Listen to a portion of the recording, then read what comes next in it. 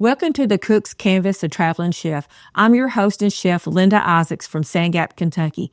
Today on this episode, what we're going to be showing you is how to make the Hawaiian Poke Bowl. We're going to start by cutting our purple or red cabbage. And what we're going to do is cut it in small slices so that it fits into a bowl, because when you do this bowl and you put all your vegetables together like you see here, you want it to have a beautiful, colorful look. So here what we're going to do is we're just going to take our knife and we're going to start slicing this. And the thinner slices, the better off that you get. And so as you see here, this is what your cabbage is going to look like, your purple cabbage. And then you can go in, if you want to, you can even chop it up a little bit finer. To kind of show it like this, to show more of the colors and stuff to it. So here is your purple cabbage.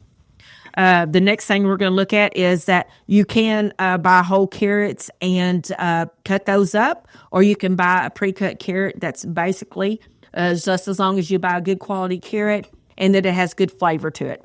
Then we use an edamame bean. I always add that in there for a protein, and it's just a really healthy lentil that you have.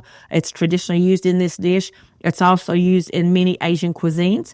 And then we just have a basic cucumber here that I like to add for a little bit of crisp and just a little bit of a southern touch that we have that's added in the dish. We also we're going to slice avocado. As you see, I've already peeled it and cored it out of here. And what we do is we just turn it over and we'll just take it and we'll just slice it like this. Avocados ripe are very easy to slice. They will ripen very quickly on you or turn brown, as people say. And what we do is you can add a little lemon juice to this or lime juice to this, and it will keep it looking very pretty. And as you see, when you put it out here, how this kind of looks. So there you go. So we'll see here. We're going to slice another one to show you it.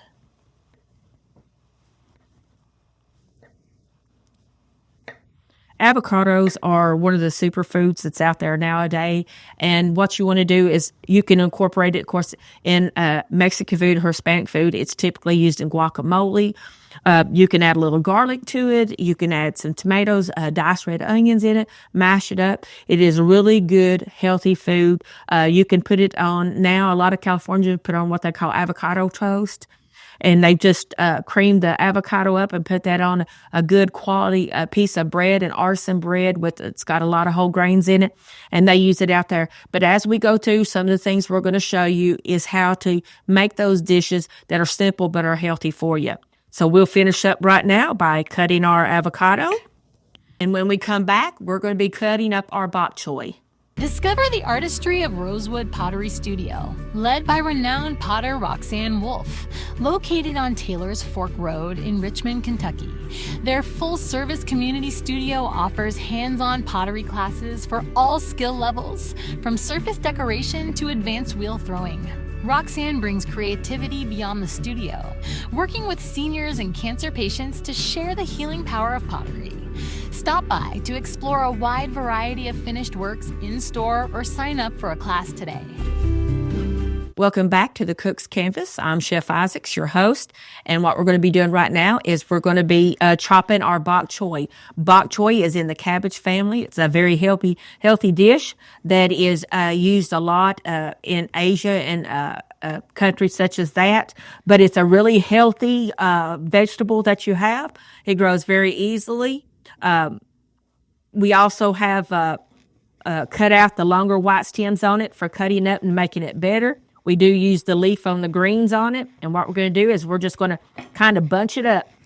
The more that you bunch your vegetables up like this and you hold it, and make sure that when you're holding any ingredient when your knife comes falling back in here, what you want to do is keep your fingertips back. Because if you're using professional grade knives, you do have the risk of cutting your fingertips off. So what we're going to do is we're going to show you how to cut this bok choy up now. And then after that, we will start with our tuna next. So this is how you do this. And if you'll see that I am just cutting these little bitty pieces off of it. And as you see here, it has a beautiful leaf-like look. And that is your bok choy. You want it to be small enough so that when you are eating something out of a bowl and when you have separated foods out of it, what you want to do is be able to get a little bite of everything. So that's what we're doing, is we're chopping this up fine enough. So this is that part of it. The next thing we're going to be doing is we're going to be pan searing our tuna. The fish we're going to be working with today will be a ahi tuna. You can use salmon in this, or different types of fish. We just always use the tuna.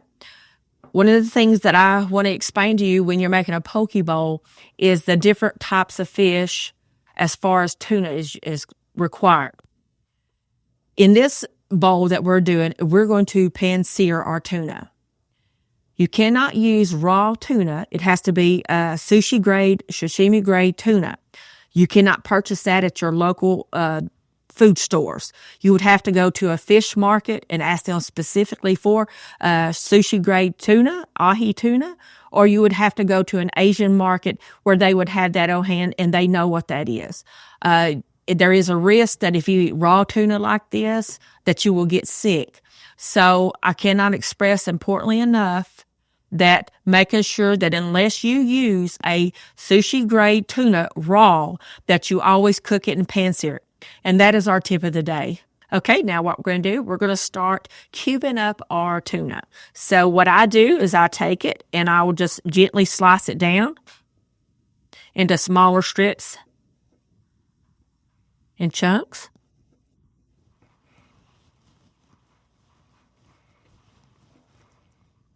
And as you see on this tuna here, where it's ribbed out there through the layers, you can actually split it up into layers if you want here.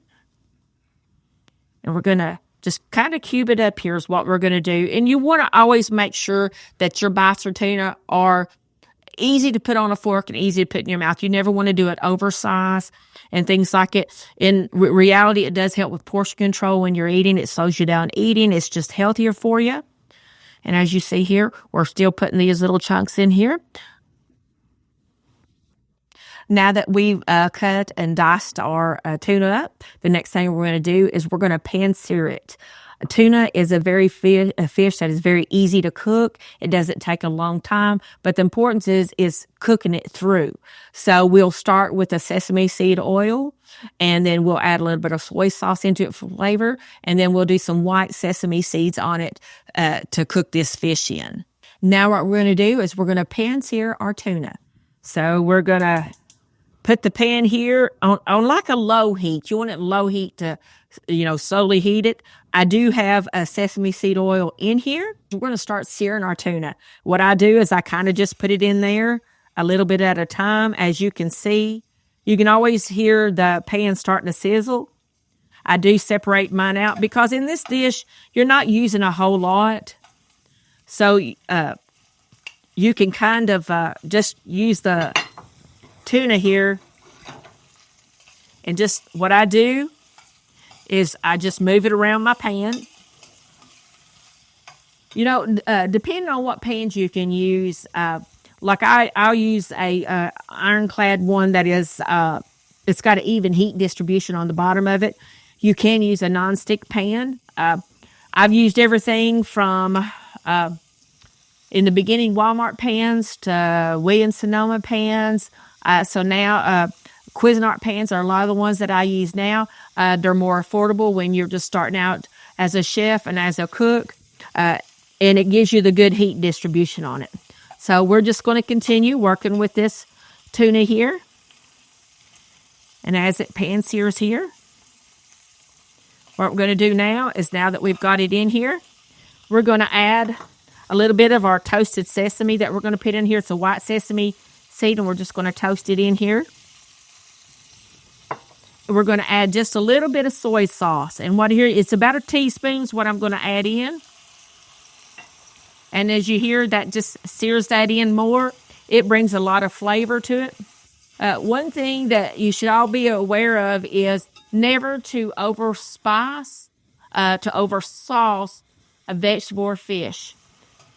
The reason that is that you want your tuna in this dish to speak for itself, to have the flavor to it, and everything else should accent it. You should have your vegetables speak for themselves. You shouldn't have a sauce that overempowers it. So we're going to continue here and just saute this. Tuna is a fish that doesn't require a lot of cooking. You need to cook it on low, and you need to cook it slow, just to make sure it's done all the way through.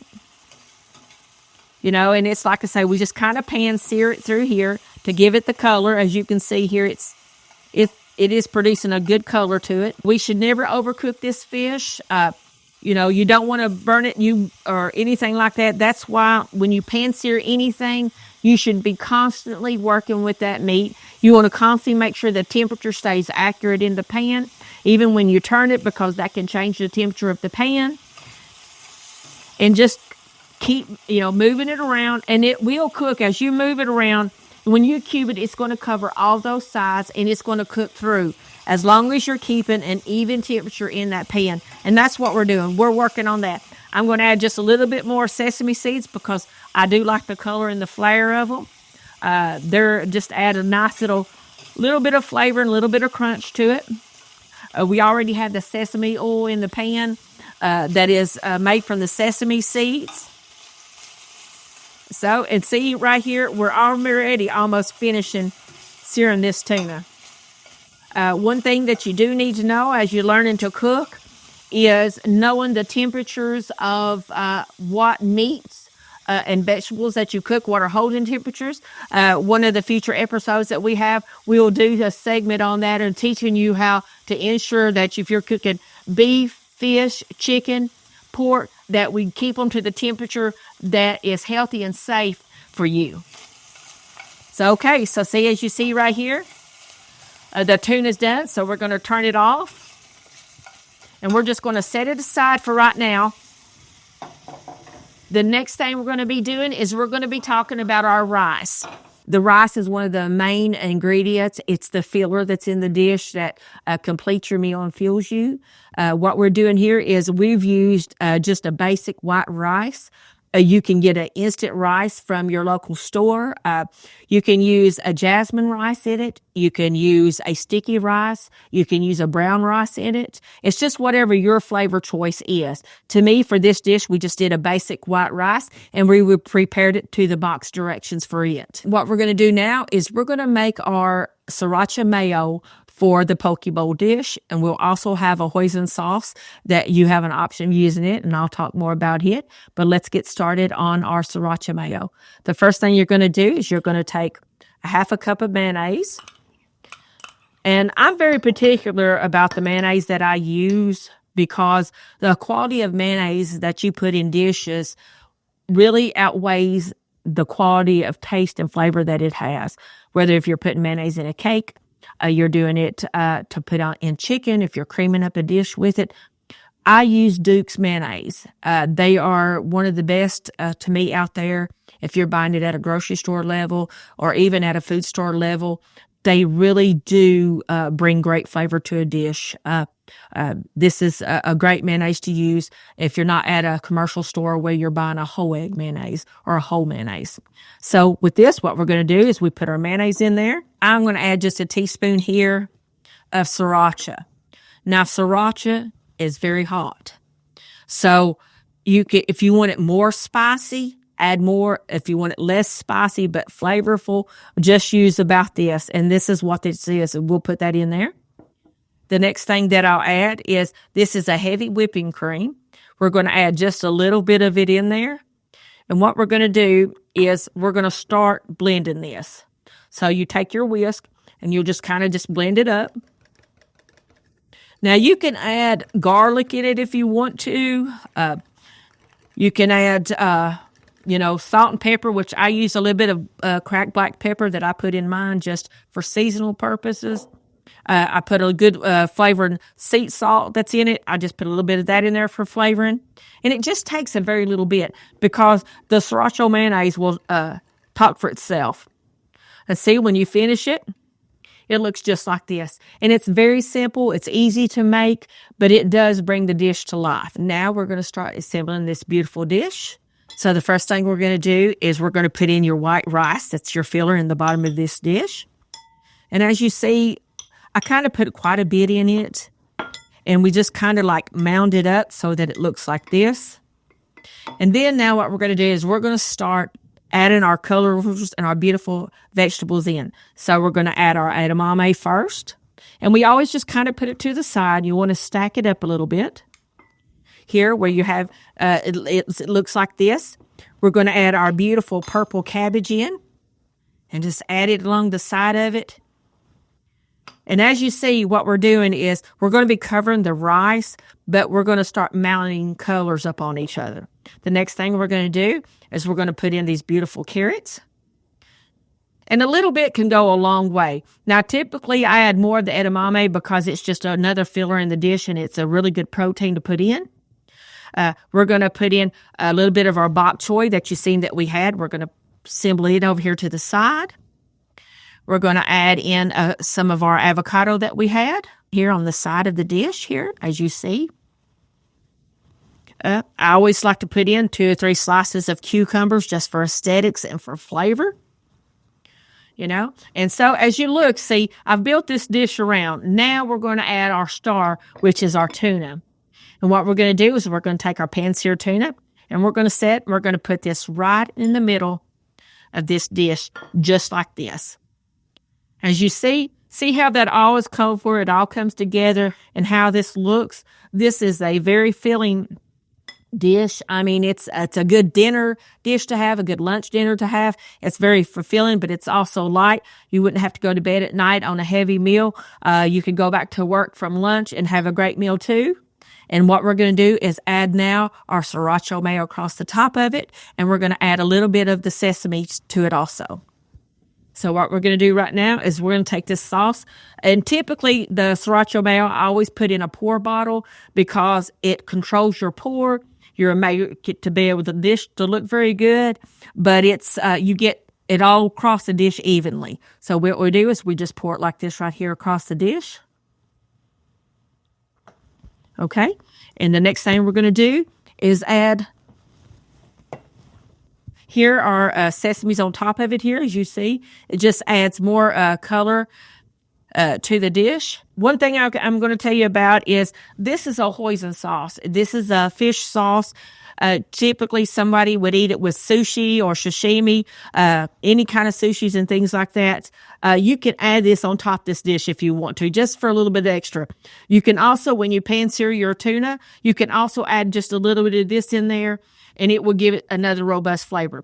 But when you put it all together, this is what your dish looks like. Thank you for watching this episode of the Cook's Canvas Traveling Chef. I'm your host and chef, Linda Isaacs, and we'll see you next time on the show.